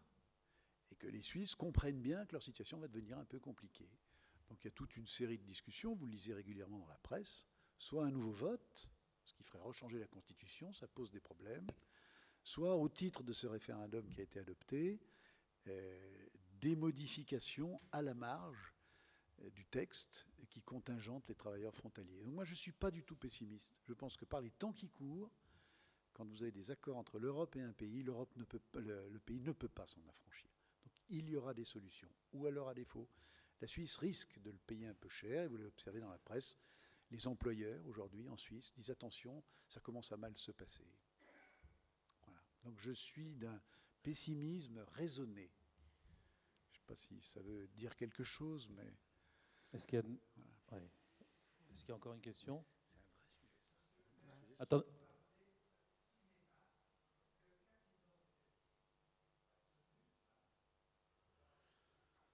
Alors, hélas non, dans le cahier des charges qui nous lie avec le casino, la seule chose que nous puissions exiger du casino, c'était l'exploitation d'un casino et la restauration autour du casino. Mais nous n'avons pas pu, et nous ne pouvons pas obliger le casino à exploiter des hôtels, parce qu'on est dans le domaine concurrentiel. On ne peut pas l'obliger à exploiter un cinéma, parce qu'on est dans le domaine concurrentiel. Donc, dans le cahier des charges que vous discutez avec le casino, le Conseil d'État cantonne votre discussion à l'activité de jeu et à l'activité de restauration qui va à l'activité de jeu. Raison pour laquelle le casino aujourd'hui n'est pas tenu d'exploiter son cinéma. Alors parfois, dans une négociation, dans une discussion, vous arrivez à obtenir du casino qu'il exploite un cinéma. Et là, ça n'a pas été possible. Ça a été un veto absolu dans cette négociation un peu compliquée. Voilà, on a une question au fond. Oui, bonsoir. Est-ce que les stationnements publics seront gratuits, les parkings souterrains ou pas? Première question. Deuxième question, par rapport à la hauteur des bâtiments, on a vu R+2, R+3, R+4. Globalement, en termes de volume, l'image que vous nous présentiez était assez massive. Donc, est-ce qu'il y a majoritairement des bâtiments hauts à R+4 ou ce sera confidentiel le R+4? Voilà, la première question, c'est sur les parkings. Nous n'avons pas fait de choix, madame, sur les parkings. Je l'ai dit tout à l'heure, le prix d'une place de parking, c'est entre 20 et 25 000 euros. C'est très élevé, ça fait éternuer l'architecte. C'est énorme. Donc, grosso modo, c'est entre 20 et 25 000 euros. Plus on descend, plus c'est cher, j'imagine. Quand on est à -1, ça doit être un tout petit peu moins cher. Mais on est dans cette fourchette-là. Bon. Alors, on dit qu'il va y avoir 1000 places de parking. Dans une première phase, il va y avoir 500 places de parking. 500 places de parking, c'est 10 millions d'euros. Alors, je reprends le raisonnement que je donnais tout à l'heure. Comment ils vont être payés, ces 10 millions d'euros? Quand nous allons donner des droits à construire pour des locaux commerciaux ou pour des appartements, le promoteur, constructeur, va payer à l'aménageur et indirectement à la commune un prix au mètre carré. Ça s'appelle l'incidence foncière au mètre carré. Alors, j'ai donné tout à l'heure une référence qui était celle de la place Perton. Je le dis, la référence ne sera sans doute pas aussi élevée. Et c'est avec cette mécanique que nous allons financer les places de parking. Et là, nous avons le choix. On vend X mètres carrés pour construire X mètres carrés d'immeubles. Le promoteur nous met en paiement soit la somme et on rachète, enfin, il y a des mécaniques, soit nous remet les parkings et ils sont payés par l'incidence foncière. Mais nous pouvons aussi trouver une société commerciale qui s'intéresse au parking et à la gestion des parkings et qui dit, mais moi je prends le parking, je me le fais payer par des droits de place, soit on loue des places à l'année, soit il y aura un système à l'entrée et il y aura un paiement. Alors, on nous dit, mais est-ce que vous avez fait le choix? Moi, j'ai toujours dit que Divonne est une ville agréable et je pense que ça a une grosse incidence sur le commerce parce qu'on stationne gratuitement. Mais on me dit aussi que ce raisonnement, il est peut-être un peu court aujourd'hui, qu'un prix modéré fait que les gens, finalement, parce que le parking est payant dans la quasi-totalité des villes qui nous voisinent, les gens se disent, ce sera payant à Divonne comme ailleurs, la ville est attractive, on y vient quand même. Madame, très honnêtement, nous vous le disons, aujourd'hui, on n'a pas fait de choix. Sur ce sujet-là, on ne s'est pas encore prononcé. Je crois qu'il faut encore travailler sur le sujet. Deuxième question que vous avez posée, c'est sur l'auteur. Moi, je ne suis pas technicien, je préfère que Vincent réponde, mais je vais répondre comme si j'étais quelqu'un qui traverse ce quartier, qui le regarde, après avoir entendu M. Michelin et visionné ces images. Et moi, j'ai la chance d'habiter un petit peu sur la colline, voilà. Et je regarde de Divonne, de chez moi, je vois l'ensemble de la ville. Et je trouve que l'uniformité des hauteurs est assez belle. C'est une ville qui se fond dans le paysage parce qu'il n'y a pas le grand truc qui vous saute aux yeux. C'est la raison pour laquelle, quand on arrive de la Donne, on voit bien le château, on voit bien les montagnes. Vous n'avez pas de coupure des vues dans le paysage, sauf la banane. Et, enfin, je suis désolé pour ceux qui habitent, moi, voilà, bon, on va l'appeler les eaux vives. Les eaux vives. Là aussi, je veux dire, c'est un peu facile aujourd'hui de porter jugement sur les eaux vives. Moi, je trouve que ce n'est pas extraordinaire, mais allez, on se replace dans les années 1960. C'est l'exode rural, Divonne-Marche, il y a une activité thermale très forte. Et il faut loger les gens, voilà. Et on a fait ces choix-là. Alors, après, a posteriori, c'est toujours facile de dire, écoute, le maire, il n'a pas été bon. Je pense que dans quelques années, on dira on ne dira pas du maire, mais on le dira de l'adjoint à l'urbanisme. Il a vraiment été mauvais de signer ce permis-là. Mais ce que je dis, c'est que quand on voit ce bâtiment, c'est un peu lui qui fait référence dans le quartier. Et sauf erreur de ma part, c'est R plus 5 plus comble ou R plus 6 plus comble? Plus 5 plus comble, hein, c'est ça. Hein. C'est ça, oui. C'est R plus 5 plus comble. À Divonne, nous construisons R plus 3 plus comble. C'est ce qui a été construit sur l'avenue Marcel Antonio. C'est ce qui a été construit sur la rue de Lausanne. C'est notre 3 plus comble. Hein, c'est ce qu'on a fait avenue, rue Voltaire. Voilà, c'est la référence. Et là, vous avez 2 étages de plus. Et la question qui se pose, je l'ai souvent posée à M. Michelin, quand on va faire cette opération d'aménagement du quartier de la Gare, on se cale sur qui? On se cale sur les immeubles qu'on a construits le long de la rue de Genève, R+3 plus comble, au-dessus du Charlie's Pub, ou est-ce qu'on se cale sur les eaux vives? Moi, je suis plutôt partisan de se caler sur le Charlie's Pub. En tout cas, de ne pas monter à la hauteur des eaux vives. Ce serait quelque chose de trop massif.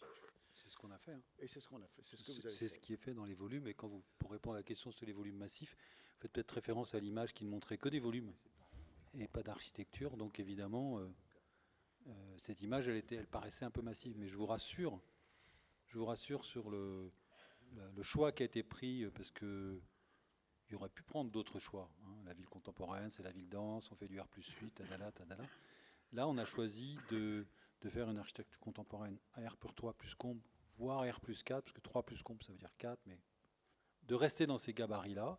Vous avez vu que très souvent, on est plus bas, on est R+1, R+2, et donc on aura comme ça un épanelage avec ces R+3 en toiture qui viennent chercher le comble, donc des mouvements de toiture qui seront assez... qui vont éviter l'effet bloc. En fait, moi, ce que je voudrais éviter en tant qu'urbaniste, c'est les ruptures. Je crois que le maire l'a bien dit tout à l'heure, c'est qu'il y a une homogénéité, même si l'architecture n'est pas homogène à Divonne, mais elle est homogène par ses hauteurs, et donc ce qu'on voudrait éviter, c'est la rupture. Et c'est homogène aussi parce que c'est une architecture de toiture.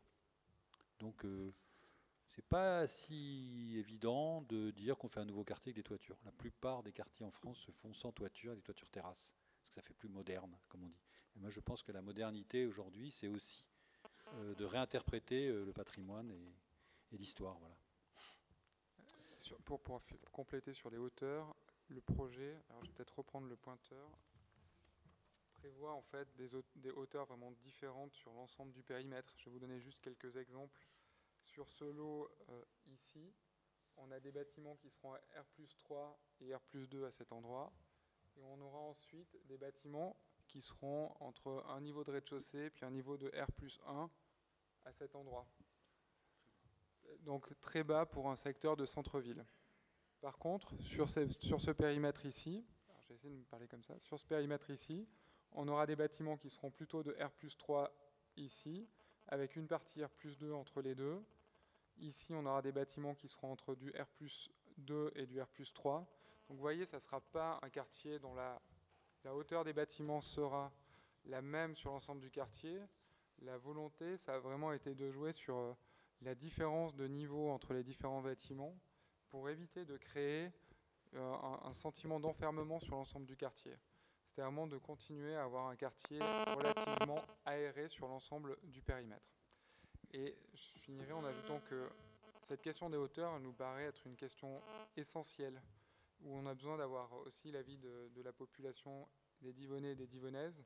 C'est la raison pour laquelle, dans une question du référendum, on pose la question de la hauteur et de la référence de la hauteur maximale avec l'immeuble du Charlie's Pub qui est R+3 plus comble, ce qui correspond à du R+4.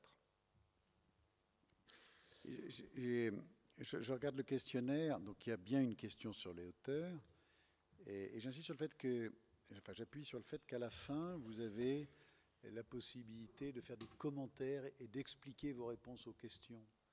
On sera extrêmement attentif aux observations qui seront faites sur les hauteurs. Parce que j'ai entendu des observations, mais calez-vous sur les eaux vives. Tant qu'à densifier, calez-vous sur la hauteur des eaux vives. Ça peut être aussi un raisonnement. Voilà. Une question. Oui, bonsoir. Étant donné que je suis retraitée, je me balade énormément à Divonne et je me rends compte que la semaine, je ne parle pas de dimanche évidemment, les magasins souffrent. Il y a très très très peu de monde à Divonne, contrairement à ce que vous nous aviez dit la dernière fois. Je suis navrée de vous dire que je ne suis pas du tout d'accord avec ça. Et lorsqu'on rentre dans un magasin, ils sont très contents d'avoir un client. Donc j'ai un peu peur de tous ces commerces qui vont arriver, pas pour moi, mais pour eux. Est-ce que vous pensez que c'est viable ? Alors, Vincent Scatolin, sur les surfaces commerciales. Alors, sur les surfaces commerciales, on a réalisé une étude voilà quelques temps qui nous précise qu'entre 7 000 et 9 000 mètres carrés, Divonne peut accepter un accroissement de son commerce, sans déstabiliser l'offre commerciale existante, ce qui est important. L'intérêt sur le quartier de la Gare, c'est d'avoir aussi des moteurs commerciaux à cet endroit et des enseignes qui soient des enseignes qui permettent de créer de l'attractivité. On pense notamment à une moyenne surface alimentaire qui pourrait remplacer le petit casino au pied des eaux vives et qui créerait une attractivité sur ce quartier. On parle, si on doit citer des références de marque, à un magasin tel que Picard, à des enseignes comme une Fnac qui pourraient aussi permettre d'avoir une attractivité sur ce secteur. Mais c'est pour le moment, on est sur des hypothèses en fait, de positionnement du quartier en termes d'enseigne. Ça sera avec l'aménageur qu'on discutera du type d'enseignes qui viendront. Mais notre volonté, c'est vraiment d'avoir des enseignes d'envergure sur ce secteur, de manière à attirer une clientèle. Une fois que la clientèle est sur le secteur de la gare, on peut imaginer, à travers la volonté de continuité, d'aménagement de l'espace public, qu'elle bénéficie à l'ensemble des commerces de la ville. C'est le premier point. Le deuxième point, c'est que c'est comme pour les logements. On va être dans des opérations de phasage des différents lots. Donc en fait, les 7 000 à 9 000 mètres carrés de commerce qui vont arriver sur le secteur de la gare à terme, ils vont se faire par phase. Donc du coup, c'est aussi, on ne va pas déstabiliser le marché commercial d'un coup. Ce qui est important d'ajouter, c'est qu'aujourd'hui, c'est aussi on a la chance à Divonne d'avoir quand même des commerces de qualité qui par eux-mêmes attirent quand même une bonne clientèle à Divonne. On a des magasins d'ameublement. Aujourd'hui, pour eux, c'est peut-être un peu compliqué. Mais globalement, si on regarde, on nous avait dit, quand on a réalisé le quartier Pertan, les magasins seront vides. Ils ne fonctionneront pas, personne ne les prendra, parce que personne ne croit à l'avenir commercial de Divonne. Je pense qu'on a prouvé un peu le contraire. C'est-à-dire que les 500 mètres carrés de surface commerciale qui étaient prévus dans le secteur Pertan sont occupés. Alors je ne vous dis pas que c'est simple pour eux aujourd'hui, mais c'est des locaux qui ont été pris et qui ont été occupés. On se rend compte également qu'aujourd'hui, dès qu'un commerce déménage, dans un autre local plus grand, on se rend compte que le local il reste pas vide, il est occupé par une autre activité commerciale. Alors des fois c'est de la vente de vêtements pour enfants, enfin il y a plusieurs exemples. Donc on se rend compte qu'il y a quand même une dynamique commerciale à Divonne qu'on ne retrouve pas forcément dans les autres communes et notamment les autres communes du Pays de Gex. Donc on imagine qu'avec l'arrivée de nouveaux commerces sur le secteur gare, on va pouvoir pérenniser, enfin redonner de l'attractivité économique à l'ensemble du centre-ville. Une autre question. Là. Madame, je voudrais compléter un peu la réponse de Vincent Scatolin. Je ne sais pas à quel propos vous faites référence, mais je vais m'exprimer très clairement sur cette question commerciale.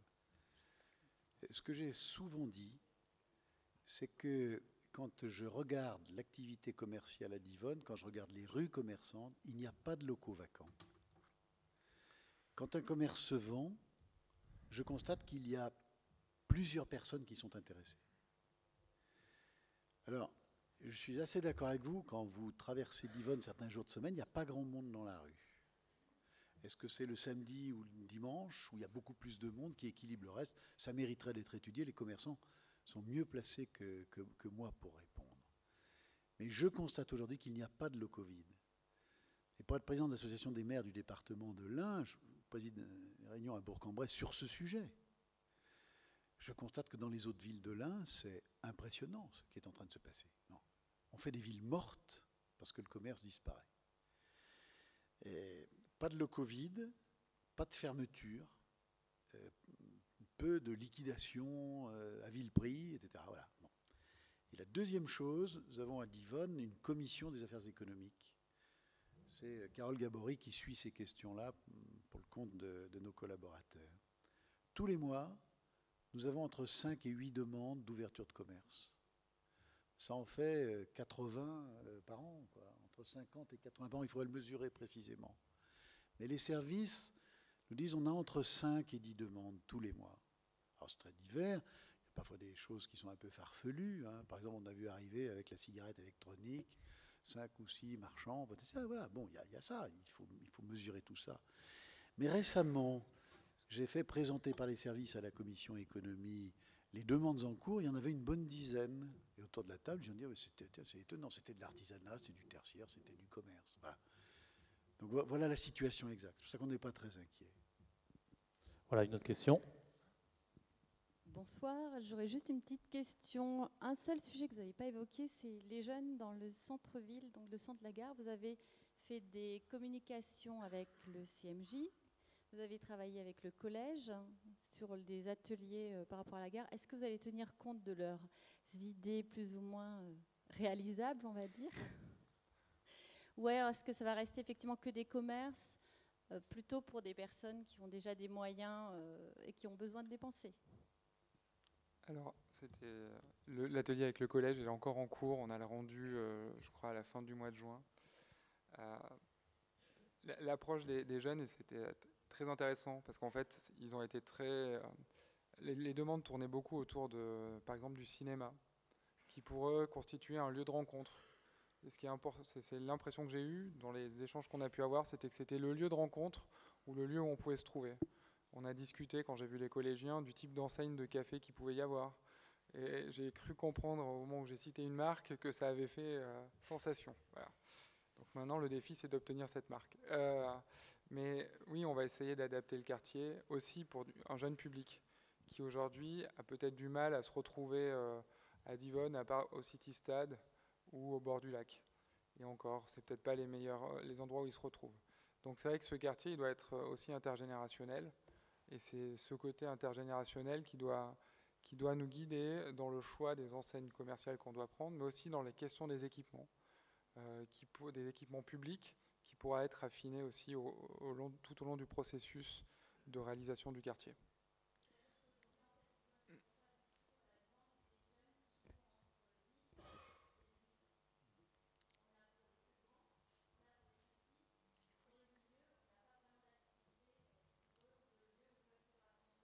Alors, il y a un projet il y a l'espace jeune qui est dans cette tranche-là. Aujourd'hui, je crois que les locaux ne sont pas forcément adaptés. Je crois qu'il y a un projet en lien avec, plutôt vers le collège, de doter l'espace jeune de locaux adaptés sur lesquels ils peuvent développer des activités. Donc la localisation, elle ne serait pas forcément sur le secteur gare, elle serait plutôt à proximité du collège et des équipements sportifs. Une question par ici. Bonjour, quelques petites questions. Déjà, juste une question actuellement au niveau de la place de la gare. Est-ce que vous avez pu chiffrer le nombre de places de stationnement possibles pour la semaine et qui est occupé entièrement le week-end par rapport au marché? Est-ce que vous avez pu quantifier le nombre de voitures? Le nombre de places officielles, c'est 260 places. Et après, le dimanche, on est bien au-delà des 260 places. Donc, on tient entièrement le parking de la gare et on va très loin pour le dimanche. Comment? On tient entièrement le parking de la gare devant le GP et en plus jusqu'au bout. Oui. 260 places. C'est ça. À peu près. Non, ça, c'est que les places officielles. Hein. Officielles. Il y a d'autres places qui ne sont pas... Ouais. D'accord. Juste par rapport au commerce, je reviens un petit peu là-dessus parce que le groupement des commerçants se pose aussi pas mal de questions.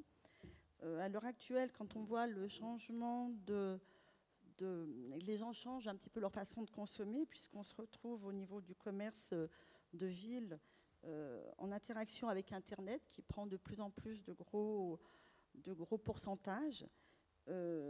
Aussi, il ne faut pas oublier aussi qu'on a aussi l'attractivité de la Suisse parce que les Suisses viennent aussi... grossissent leurs centres commerciaux, créent des zones commerciales. Je crois qu'il faut penser un petit peu à ça quand on va créer nos zones de commerce par rapport à la nouvelle façon de consommer des gens. Je crois qu'il faut être très prudent par rapport à ça parce qu'il y a des nouvelles zones aussi sur le PEDGEC qui vont être créées. On va avoir Saint-Genis qui risque de sortir un gros projet. Après, on a la zone de la poterie sur Ferney qui va sortir aussi un très gros projet. Donc il faut qu'on soit très, très à l'écoute, en faisant attention de ne pas non plus envahir Divonne de commerce, en se disant on va remplir. À savoir aussi qu'une fois qu'un commerce est mis à la vente, à savoir après c'est le promoteur ne décide plus, puisqu'après, c'est celui qui a les moyens financiers d'acheter qui va se positionner en premier pour acheter le volume qui peut être de 300, 400 mètres carrés, puisqu'on a fait un petit peu le calcul sur les 9000 mètres carrés de commerce sur les 5 à 10 ans à venir, au niveau de la création. Et puis, qu'est-ce que j'avais là ?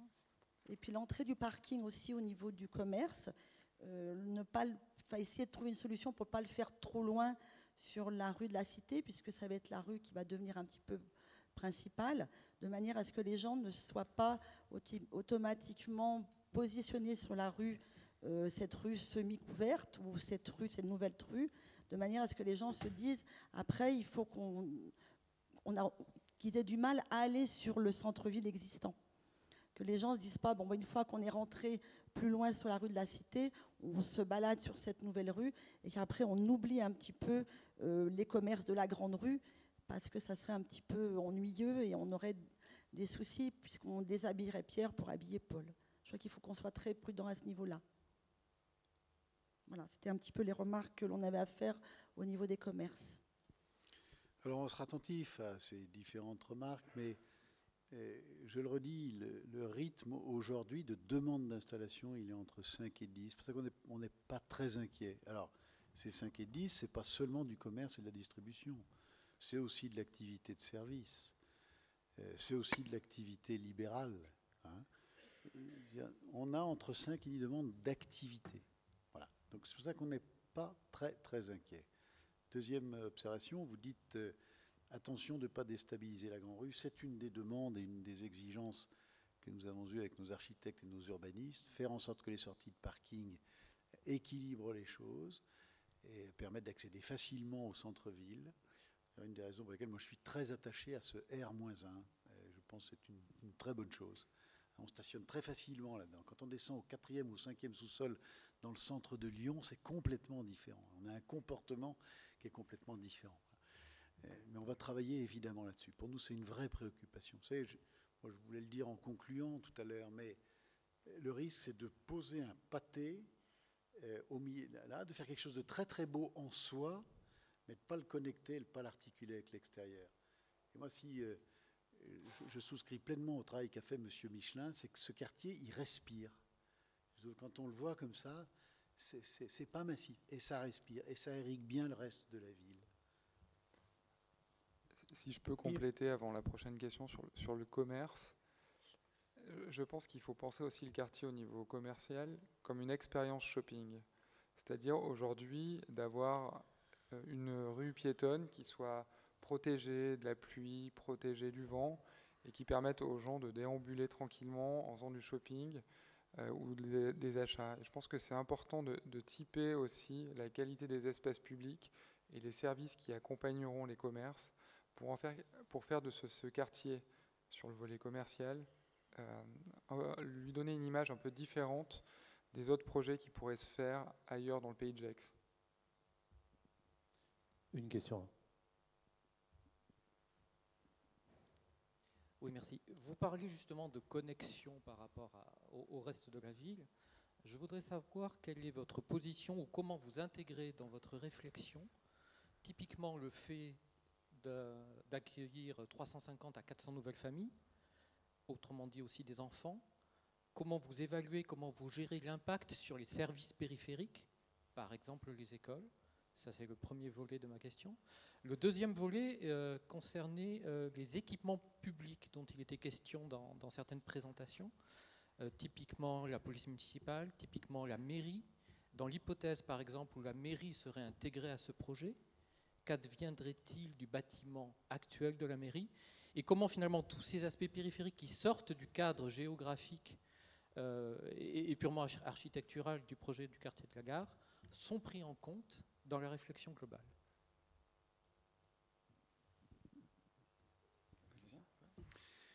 Évidemment, quand on réalise une opération de cette nature, il y a une incidence sur les équipements publics et notamment sur les écoles. C'est assez compliqué de savoir l'incidence exacte. Moi, je me souviens quand on a fait le quartier de la Syrie-Martin, je me souviens d'un promoteur disant « Non, vous n'aurez pas une incidence énorme sur les écoles parce que le prix du mètre carré, et à l'époque c'était vrai, sera élevé. Donc ce sont plutôt des familles déjà installées qui vont venir. Et leurs enfants sont déjà au collège ou au lycée. La réalité, elle a été tout autre. Donc je pense que ce genre de raisonnement avec la prévision, au doigt mouillé, ça ne marche pas. La solution, elle est toute simple.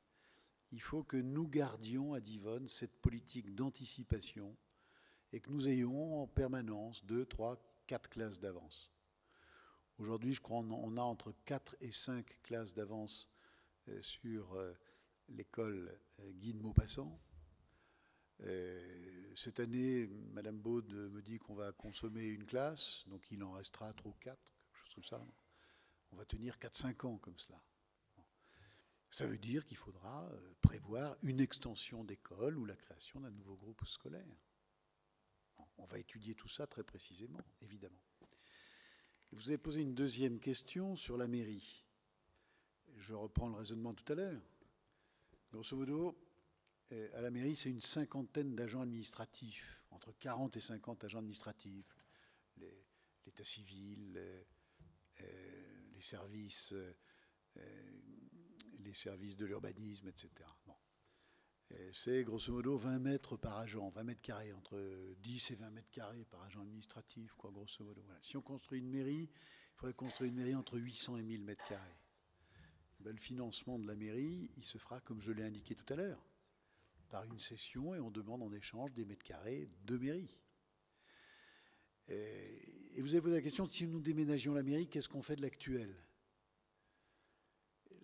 L'actuelle mairie, elle est mal située. Moi, ça a toujours été ma thèse. On est dans un quartier très touristique. Une mairie, elle ne devrait pas être placée ici. Vous avez le casino, vous avez l'établissement thermal, vous avez des parcs, vous avez des jardins.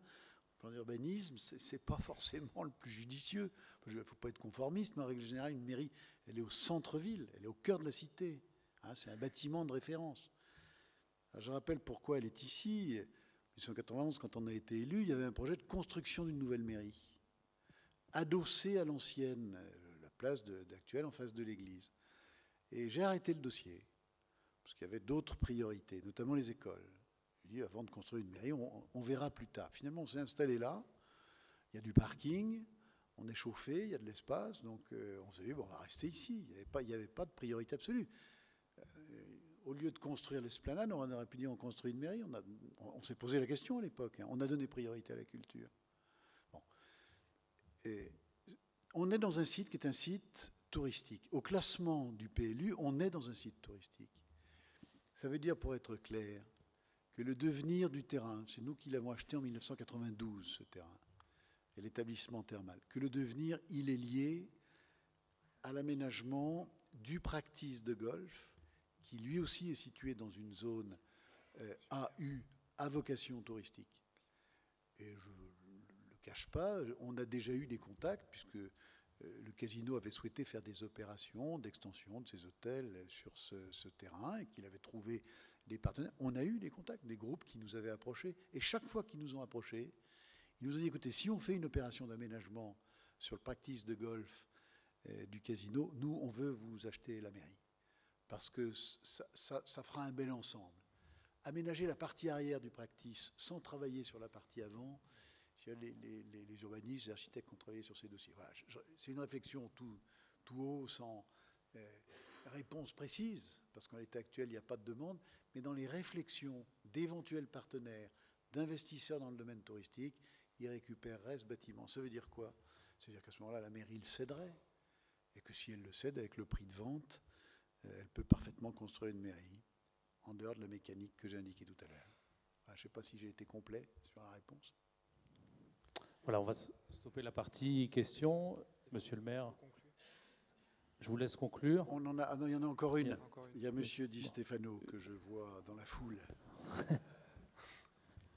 Toute dernière. Oui. J'étais étonné que vous ne vous soyez pas encore exprimé.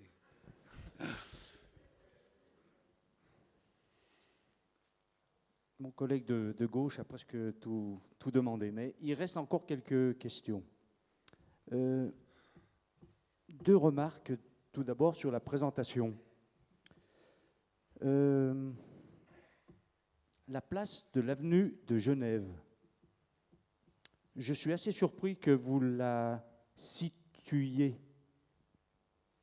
qu'elle soit située là, sachant qu'il y a un gros flux de voitures sur cette avenue de Genève. C'est tout à fait personnel, mais je la verrais plus un petit peu à l'intérieur. Ainsi que le parvis de la mairie, qui me paraît bien petit, alors qu'on aspire à avoir beaucoup d'espace. La dernière question, elle est sur les finances. Pour compléter ce qu'a demandé monsieur tout à l'heure, est-ce que quand même, monsieur le maire, l'opération quartier de la gare rapportera un peu d'argent à la commune? Il y a au moins un fan. Et pour terminer, une suggestion, au niveau des équipements. Serait-il possible de réfléchir à une résidence senior? Serait-il possible, vous en avez un petit peu parlé, d'étudier la possibilité d'installer une école primaire? Merci. Alors, comment? Oui, j'aimerais bien que M. Michelin réponde sur les places, parce que c'est vraiment un choix d'aménagement, un choix architectural, enfin pas architecture, un choix d'aménagement. Vous posez la question de la place de Genève, là. Effectivement, il y a un flux montant, sens unique, à cet endroit-là, pour aller vers le casino, qui est effectivement très fort, qui, de mon point de vue, n'empêche pas la création d'une place. Mais ça, c'est un avis qu'on peut discuter. Il y a des places qui vivent pas si mal que ça avec des voitures, si les voitures sont pas au milieu de la place. Or, c'est le cas. Elles seront sur le côté, et cette place que l'on propose, c'est plutôt une ouverture. Voilà, on avait parlé dans l'enjeu d'ouverture de vue, de ne pas construire comme ça le long de l'avenue Genève à cet endroit-là. Une ouverture qui marque l'entrée du quartier, qui indique que quand on monte l'avenue de Genève sur la gauche, il y a ces nouveaux quartiers piétons et ce nouveau quartier commerçant.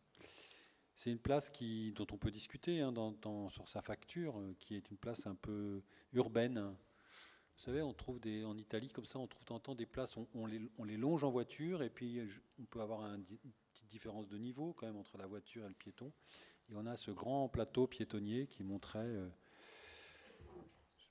ça nous semble une proposition urbaine assez intéressante. Et puis je vous rassure aussi, il y a une deuxième place en cœur de quartier, qu'on avait proposée éventuellement en couverte ou semi-couverte, qui effectivement correspond à possiblement la place de la position de la mairie. On s'interroge encore sur ce parvis. Je ne sais pas si j'ai un pointeur. C'est moi qui l'ai. On n'en est pas sûr en fait du tout, et c'est une discussion. La mairie pourrait se situer ici avec une place à son parvis ici. Alors vous remarquerez qu'elle est vraiment au cœur du parc, du quartier piéton, voilà. Et la gare est ici. D'autres suggestions, c'est que si on ne garde pas le bâtiment de la gare, on pourrait mettre peut-être la mairie ici ou en retrait pour recréer un parvis de nouveau à proximité des voitures, parce que finalement la mairie doit peut-être être accessible aussi relativement facilement aux voitures. La question est complètement ouverte. Moi, je pense que c'est bien d'avoir une ouverture urbaine à l'entrée de Divonne, ici à cet endroit-là. En montant, on refera des vues là-dessus, on en discutera, on peut resserrer un peu, on pourrait resserrer. Mais vous voyez, ça amène un peu l'entrée de la rue, c'est ça qui crée le lien vers la place aussi, vers Antonios et vers les Quatre-Vents et la Grande Rue. C'est parce qu'il y a cette respiration, à mon avis, qu'on passe. Et puis la deuxième place ici, avec l'exposition et la galerie et la mairie, qu'on peut switcher, alterner, c'est assez ouvert. Mais je confirme, il y a une place au cœur du quartier. Juste pour compléter ce que vient de dire Nicolas Michelin, la taille au cœur du quartier, à côté de la mairie, pour point de comparaison, c'est la même taille que la place de la Poste aujourd'hui. C'est pour bien comprendre, parce que sur un dessin, c'est pas souvent facile de comprendre. Et la place qui est le long de l'avenue de Genève, elle est un peu plus grande que la nouvelle place Perton. Voilà, je voulais juste apporter ces 2 points de comparaison. 4 questions. de Jean Di Stefano. La première, c'est sur cette entrée de ville. Et moi, je vais vous parler très librement. Quand on réfléchissait, avant que nous ne nous soyons entourés des conseils d'urbanistes et de spécialistes, moi, je voyais quelque chose d'assez classique. On arrivait en voiture, on passait le rond-point des Drapeaux, il y avait quelques immeubles, et puis ensuite on arrivait dans la ville, et là il y avait une grande place rectangulaire, avec la mairie, des jets d'eau, etc. Bon, c'est assez classique. Quand on arrive dans une ville, on arrive devant un grand bâtiment municipal, c'est l'histoire de la République, hein. On met les bâtiments, ils sont très visibles, c'est l'histoire de la troisième. On a mis les écoles, parce que ça marquait une volonté politique, on a mis les mairies, parce que ça marquait une volonté politique, on a mis les casernes, etc. Bon. Et moi, je voyais les choses un peu comme ça, parce que j'étais un peu conservateur. Bon. Et puis, à la réflexion, et c'est Nicolas Michelin qui m'a convaincu, il a souvent utilisé le terme d'une place à l'italienne, une place en enfilade. C'est-à-dire qu'on arrive dans une ville, c'est moins massif, c'est moins convenu. Et je trouve que c'est quelque chose d'assez original. Moi, ça m'a convaincu, en tout cas, ça m'a convaincu, j'ai complètement changé d'avis sur le sujet. La deuxième question, c'est sur les finances. Écoutez, si nous décidions de ne faire que des parkings, et on ne fait que ça, ben, dans 3 ans, 4 ans, vous n'avez plus de dette à Divonne, au prix où est le mètre carré. Si on décide de faire ça, on ne fait pas d'équipement public. Et on récupère x3 ou x4 l'investissement que nous avons fait quand nous avons acheté la SNCF, quand nous avons acheté la RFF, etc. Ça peut être un choix. Et moi, je l'ai dit, on diverge parfois sur les questions financières, on n'est pas tenu de vendre. Ça serait bien si on avait 25% de dette en moins. Tiens, on reçoit 5 ou 6 millions de la ménagère, oui, ça soulagera les finances. On est assez d'accord, vous comme moi, pour dire que ça ne règle pas complètement le problème. Mais ça soulagerait les finances. Bien, Jean Di Stefano, je le redis, mais je suis un démocrate et je peux être mis en minorité. J'ai des conseillers, dans la majorité comme dans la minorité, qui sont puissants et qui peuvent dire, mais le maire se trompe, et qui peuvent me faire prendre un avis absolument contraire. Moi, je pense qu'il ne faut pas en faire une question financière. Ce n'est pas la finance qui doit guider notre projet. C'est un des éléments qui doit guider le projet. Mais ce n'est pas l'élément déterminant qui doit guider le projet. Voilà, je suis très très clair sur le sujet. Donc, ce n'est pas parce que quelqu'un va nous mettre un chèque sur la table que nous accepterons n'importe quoi. Il va y avoir une concurrence, il va y avoir une discussion. Si on était pendu, ça serait différent. Mais on a des marges de manœuvre. Et c'est la raison pour laquelle ce n'est pas la finance, en ce qui me concerne, qui me fera faire le choix de tel ou tel aménageur, de tel ou tel promoteur ou de tel ou tel projet. La troisième chose que je voudrais dire, c'est pour répondre sur la résidence senior. Nous l'avons demandé. On l'a indiqué à Nicolas Michelin. On a été contacté par toute une série de sociétés qui sont très intéressées par le sujet. Et je pense que pour équilibrer ce projet, il faut qu'il soit ouvert à toutes les générations. J'ai entendu ce que disait Madame tout à l'heure sur les adolescents. Moi, ça me pose un véritable problème, cette question-là. Parce qu'à Divonne, ils le disent régulièrement, il manque de services pour les 15-18 ans. Voilà. Bon, il faut qu'on y travaille. Au même titre qu'il faut qu'on travaille sur le 3e âge. Il y a des personnes qui peuvent venir ici prendre leur retraite en centre-ville. On vit en centre-ville et je crois que c'est une très bonne chose. Donc c'est dans le projet. Et puis, 4e point, c'est l'école. Pourquoi pas? Il y aura 2 solutions. La première solution, c'est de faire une petite école, ici, en centre-ville. La deuxième solution, c'est, si on ne fait pas d'école, de recevoir les moyens d'en construire une ailleurs. Et là aussi, ça sera une réflexion de la municipalité. Cette réflexion, on n'est pas tenu de l'avoir demain, parce qu'on a encore ces classes d'avance. Et parce qu'on a quelques terrains disponibles qui peuvent nous permettre, à côté des écoles existantes, qui peuvent nous permettre de procéder à des extensions de 2 ou de 3 classes. C'est faisable. C'est faisable à Harbert notamment. Vous avez la possibilité de procéder à une extension. Vous pouvez le décider. Bon. Donc ça se discutera au conseil municipal. Voilà. Mais en l'état actuel des choses, nous ne sommes pas échecs et maths aux écoles. On n'est pas dans la situation qu'on a connue en 1990, où nous avions 8 classes dans des préfabriqués. Voilà. Aujourd'hui, il y a 4 classes en dur d'avance. On peut réorganiser les écoles et on peut procéder à leur extension. À l'école du centre, comme à l'école d'Harbert, c'est quelque chose de faisable. Voilà, pour répondre très clairement à votre question. Voilà, merci pour toutes ces questions. Monsieur le maire, vous voulez peut-être dire un petit mot Oui, pour conclure la soirée? Oui, très rapidement pour conclure, mais je crois que tout a été dit. On est souvent venu devant vous pour dire que c'est un dossier absolument essentiel. C'est le dernier quartier de Divonne qui n'a pas été aménagé. À une époque, on avait le choix entre la Scierie Martin, le centre-ville et un certain nombre d'autres secteurs de Divonne. Ici, c'est le dernier. Et puis, il est en plein centre-ville, donc il ne faut pas se tromper. Nicolas Michelin l'a très bien dit.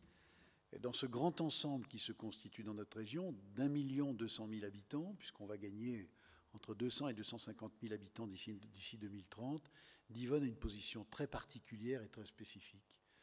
Et sur les 3400 hectares de communes, nous avons aujourd'hui 500 hectares qui sont urbanisables ou constructibles. On va tâcher dans le prochain PLU de diminuer encore ces surfaces. Ça type Divonne. Et souvent, on s'est dit, quand on raisonne sur un dossier d'aménagement, c'est bien plus facile de raisonner sur ce qu'il ne faut pas faire que sur ce qu'il faut faire. Non. Et ce qu'il ne faut pas faire, c'est ce que je disais, c'est le pâté de béton hyper dense qui change l'image de notre ville. Et pour ça, on avait indiqué à Nicolas Michelin un certain nombre d'invariants. Et je trouve que le projet qui nous est présenté y répond bien. Nous avions dit, il faut que cet espace il soit connecté au reste de la ville.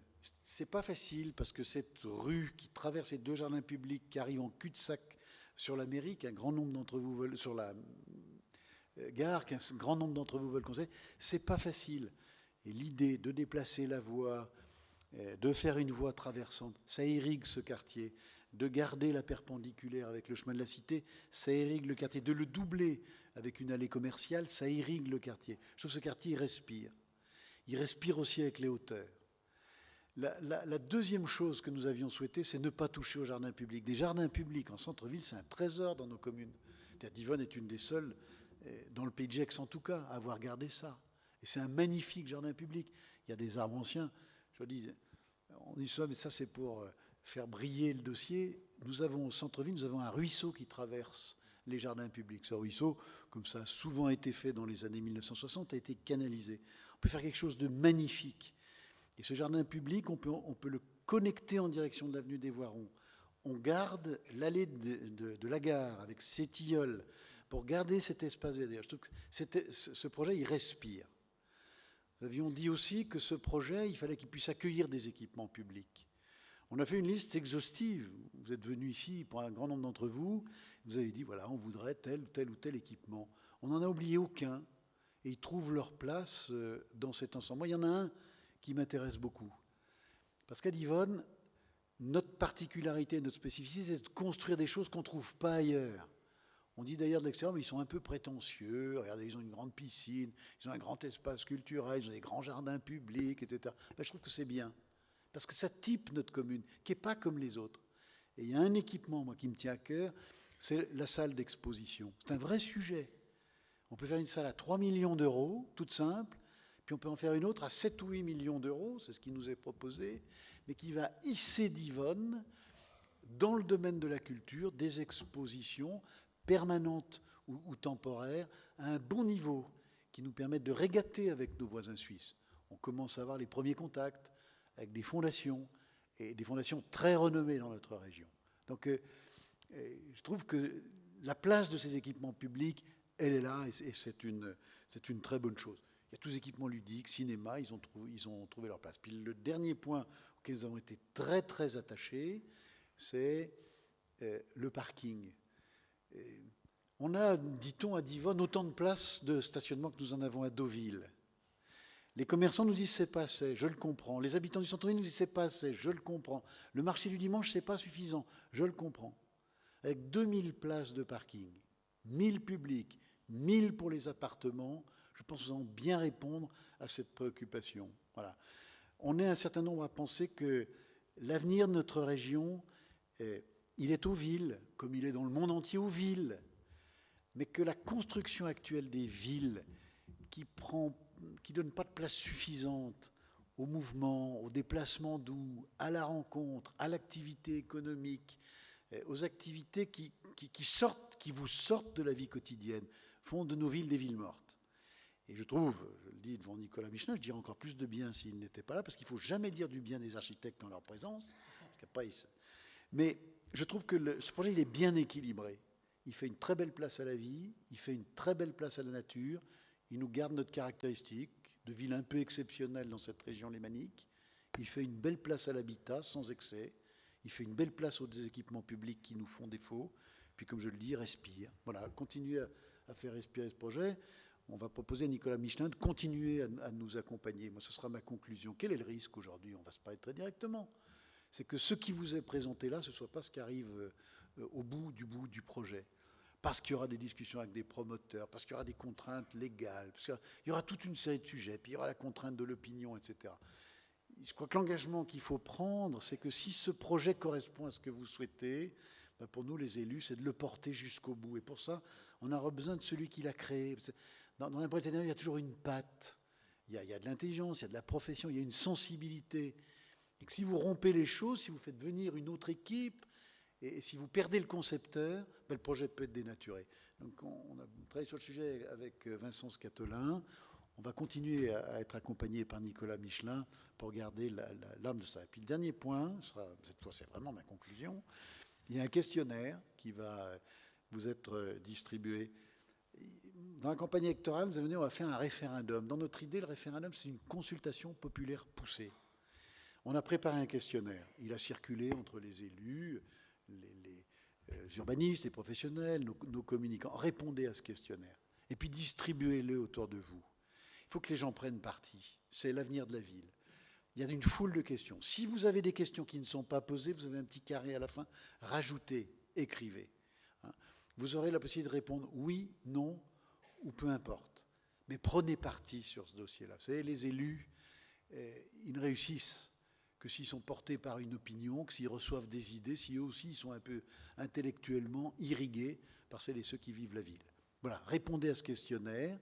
On l'a appelé consultation référendaire, c'est-à-dire que vous pourrez dire oui ou non à la hauteur, aux équipements publics, etc. Tout ce que nous installons, on a essayé de ratisser très très large. Toutes les questions sont posées. Rajoutez des questions s'il en manque. Et je peux vous assurer que le conseil municipal ne manquera pas d'en tenir compte.